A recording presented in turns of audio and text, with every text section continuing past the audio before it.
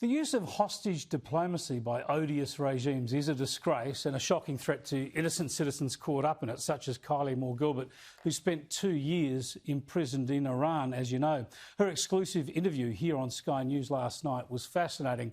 And I think one of the most telling moments was when she criticised the Australian government's approach to negotiating her release, suggesting a higher profile might have worked better. I've been told that the media knew about my incarceration, but they were told by the government to keep it quiet, and they deliberately didn't publish. Why? Because the line being run by the government was that trying to find a solution diplomatically behind the scenes with Iran was the best approach for getting me out, and that the media would complicate things and could make Iran angry and piss them off and make things worse for me. When it did become public, I did notice much greater attention was paid to my health and my condition. So I certainly saw benefits from that, and I'm not convinced that the quiet diplomacy argument stacks up.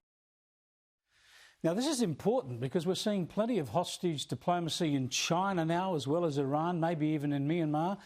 We need to get this right. Now, the Prime Minister has responded to all this today. Kylie Moore-Gilbert obviously can't be aware of all of the things that the government has been involved in to secure her release over a long period of time, and the many other matters that were running over that period. And there are obviously things that sit within the national security dimension of what the government handles on a day-to-day basis. I am aware of those issues and have been directly involved in many of the decisions, in fact all of the decisions that ultimately ended up in securing her release. And I know Kylie Moore-Gilbert is very appreciative of that. And there will be views about this matter, but what I know is that at all times this was our top priority consular case to get Kylie home.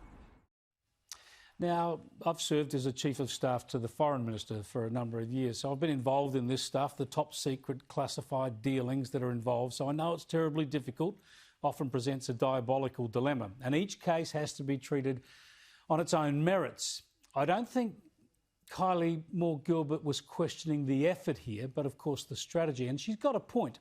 In fact, regular viewers of this program will know we discussed this more than 6 months ago, and that was months before her release. And I can assure you we didn't raise that issue without careful consideration at the time.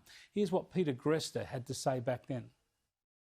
They've all said that public pronouncements make it harder to negotiate, make it put more pressure on Kylie, that makes things easier for the Iranians. But after 2 years, if in fact that strategy has not only not worked, but made things worse for her, we've seen a situation deteriorate, then to continue that strategy in the hope that something might change seems to me to be frankly quite foolish.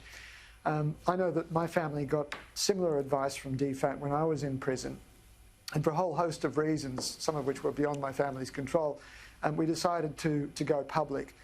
And I think that if we had followed DFAT's advice, I would still be in prison.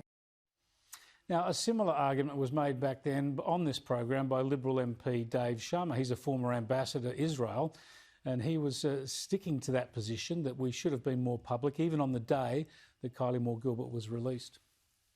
The public and civil society and the media, and certainly in a country like ours, which freedom of expression and freedom of political opinion not only is entitled to speak out, but I think can be and should be encouraged to speak out, in part to make sure that the public at large is aware of this case, in part to reassure the prisoner and their family and their loved ones that Australia has not forgotten about them.